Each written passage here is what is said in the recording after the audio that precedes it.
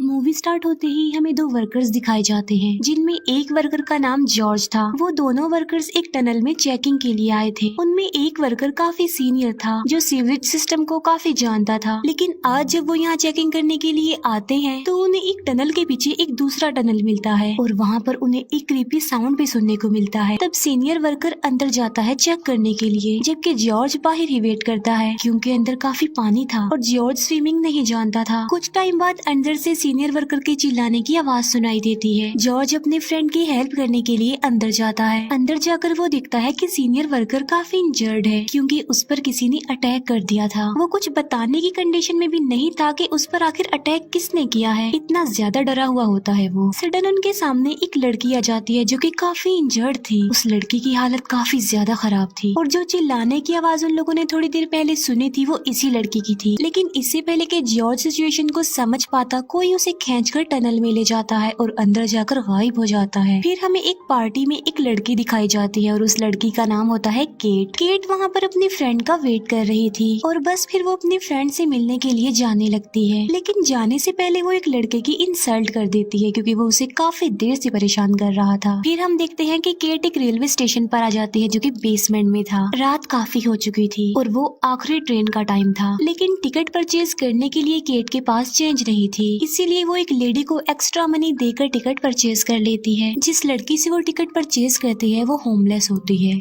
इसके बाद वो वेटिंग एरिया में जाकर ट्रेन के आने का वेट करती है, लेकिन तभी उसकी आंख लग जाती है। जब वो नींद से जागती है तो वो देखती है कि स्टेशन बिल्कुल खाली हो गया है। इसी वजह से वो काफी घबरा जाती है। लेकिन फिर उसे एक ट्रेन मिल जाती है और वो उसमें चली जाती है। वो ट्रेन बिल्कुल खाली थी, लेकिन हम देख पाते हैं कि केट के अलावा भी कोई अननोन पर्सन उस ट्रेन पर चढ़ गया है। यहाँ पर उस अननोन पर्सन का फेस तो नहीं दिखाया जाता और तभी ट्रेन चल पड़ती है। लेकिन अचानक से ट्रेन रुक भी जाती है और पूरी ट्रेन की लाइट्स भी ऑफ हो जाती है। केट चेक करने के लिए ड्राइवर कैबिन के पास आती है, लेकिन ड्राइवर को तो किसी ने बड़े ब्रूटल तरीके से मार दिया होता है। केट को अपने पीछे एक आदमी दिखाई देता है। ये वही आदमी होता है जो पार्टी में केट को परेशान कर रहा था। असल में वो पार्टी से ही केट का पीछा कर रहा था और ट्रेन की लाइट्स भी उसी ने ही ऑफ की होती हैं। और जो अननोन पर्सन चुपके से ट्रेन में आ गया था वो भी यही था। केट शाउट करती है, तभी अचानक से ट्रेन का डोर ओपन हो जाता है और उस आदमी को कोई बाहर की तरफ खींच कर ले जाता है। केट बहुत ज्यादा डर जाती है। वो ट्रेन से उतर जाती है और भागने लगती है। फिर वापस दोबारा उसी रेलवे स्टेशन पर आ जाती है। वो देखती है कि स्टेशन तो पूरी तरह लॉक्ड हो चुका है। वो हेल्प के लिए काफी चिल्लाती है, लेकिन उसे कोई भी आंसर नहीं मिलता। फिर थक हार कर केट एक जगह पर जाकर बैठ जाती है। तभी वहाँ पर एक डॉग आ जाता है। ये डॉग उसी लड़की का था जिससे केट ने टिकट परचेज किया था। हेल्प के लिए केट उस डॉग को फॉलो करती है। उसे फॉलो करते करते केट स्टेशन के स्टोर रूम में पहुंच जाती है, जहाँ पर वो होमलेस लेडी अपने हस्बैंड के साथ रहती थी। केट उन लोगों को सारी बात बताती है जो उसके साथ हो चुका था। लेकिन हैरत की बात तो ये है कि वो लोग उसकी बात पर बिलीव नहीं कर रहे थे। केट उस लेडी के हस्बैंड को कुछ अमाउंट देती है कि इसके बदले में तुम मुझे कंट्रोल रूम तक पहुँचा दो। इसीलिए उस लेडी का हस्बैंड केट के साथ चला जाता है। लेकिन उनके जाने के बाद कोई उस होमलेस लेडी पर अटैक कर देता है। पूरे स्टेशन पर कैमरास लगे हुए थे, लेकिन हैरत की बात तो ये थी कि जो कुछ वहाँ पर चल रहा था वो किसी भी कैमरा में कैप्चर नहीं हो रहा था। ट्रैक पर उन दोनों को वो लड़का मिलता है जो केट को परेशान कर रहा था पार्टी में, जो कि काफी इंजर्ड था, क्योंकि उसकी कमर पर किसी ने काफी गहरा वार किया था। उसकी हालत काफी खराब थी। उसकी ऐसी हालत देखकर उस लेडी का हस्बैंड उसकी हेल्प करता है। वो उसे ऊपर ले आता है ट्रैक से, लेकिन तभी उस लेडी के हस्बैंड को अपना डॉग वहाँ पर दिखाई देता है। ये देखकर वो फौरन समझ जाता है कि जरूर मेरी वाइफ के साथ कोई हादसा हुआ है, वरना ये डॉग उसे अकेला छोड़ के ना आता।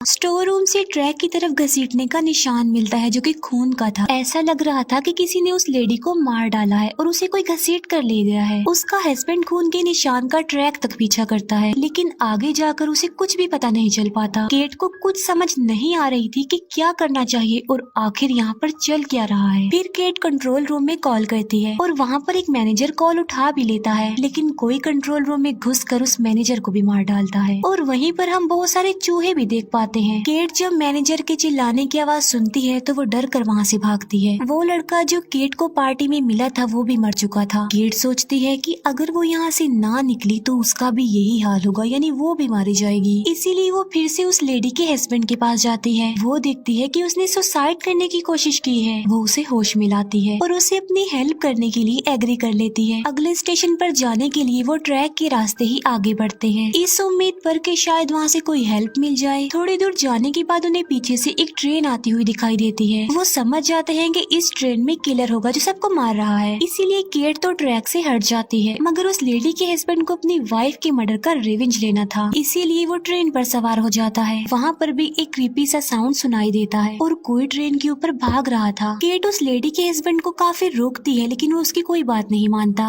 केट की आंखों के सामने उस लेडी के हस्बैंड की भी डेथ हो जाती है। एक के बाद एक सब मारे गए थे और अब सिर्फ केट ही जिंदा बची थी। ये किलिंग्स कौन कर रहा था केट को ये नहीं पता चल पाता, लेकिन केट काफी डरी होती है। वो ट्रेन से उतर जाती है और भागने लगती है। वो उसी टनल में आ जाती है जिसे हमने मूवी के स्टार्ट में भी देखा था। एक स्टोर रूम से उसे भागने का रास्ता भी मिल जाता है, लेकिन अचानक से लाइट्स ऑफ हो जाती हैं। यहाँ पर भी केट को वो क्रीपी साउंड सुनाई देता है, इसीलिए केट छुपने की कोशिश करती है, लेकिन आखिरकार वो किलर केट को ढूंढ ही लेता है। और यहाँ पर हम फर्स्ट टाइम उस किलर का फेस देख पाते हैं। और वो कोई इंसान नहीं था बल्कि एक क्रिएचर था जो पहले इंसान का शिकार करता था और बाद में उसे मारने के बाद खा लेता था। हम देखते हैं कि वो एक डेड बॉडी को काफी बुरे तरीके से काट रहा है। वो डेड बॉडी को कई टुकड़ों में डिवाइड करके चूहों को खिला देता है। उस क्रिएचर ने कुछ लोगों को अलग अलग केज में कैद करके रखा हुआ था। उसने केट को भी कैद कर लिया होता है। वहीं पर हम वर्कर जॉर्ज को भी देख पाते हैं, जिसे मूवी के स्टार्ट में कोई उठा कर ले गया था। केट और जॉर्ज अभी जिंदा थे जबकि बाकी सारे प्रिजनर्स मारे जा चुके थे। किसी भी इंसान के मर जाने के बाद ये क्रिएचर उसे अपने साथ ले जाता था। जॉर्ज केट को कहता है कि जब कोई जिंदा होता है तो ये क्रिएचर उसे कोई नुकसान नहीं पहुंचाता,